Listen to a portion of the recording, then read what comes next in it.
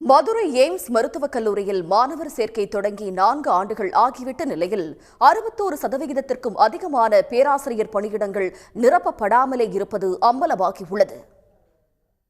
நாடாளுமன்ற மக்களவையில் எய்ம்ஸ் மருத்துவக் கல்லூரிகளில் உள்ள காலி பணியிடங்கள் குறித்து எழுப்பப்பட்ட கேள்விக்கு சுகாதாரத்துறை அமைச்சர் ஜே.பி. நட்டா எழுத்துப்பூர்வமாக பதிலளித்துள்ளார்.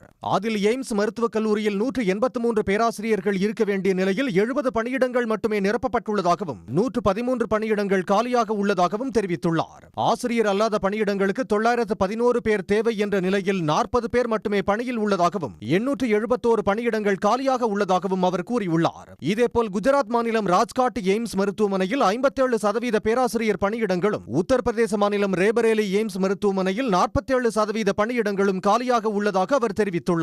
டெல்லி எய்ம்ஸ் மருத்துவமனையில் 34% பணியிடங்கள் காலியாக உள்ளதாகவும், நாடு முழுவதும் உள்ள 20 எய்ம்ஸ் மருத்துவக் கல்லூரிகளில் பேராசிரியர் மற்றும் ஆசிரியர் அல்லாத பணியிடங்கள் முழுமையாக நிரப்பப்படவில்லை என்றும் அவர் கூறியுள்ளார். இதுகுறித்து விமர்சித்துள்ள காங்கிரஸ் எம்பி மாணிக்கம் தாகூர், காலி பணியிடங்களை உடனே நிரப்பி பொது சுகாதாரத்தை வலுப்படுத்த வேண்டும் என்று வலியுறுத்தியுள்ளார். உடனுக்குடன் செய்திகளை தெரிந்து கொள்ள சன் நியூஸ் பெல் ஐகானை கிளிக் பண்ணுங்க.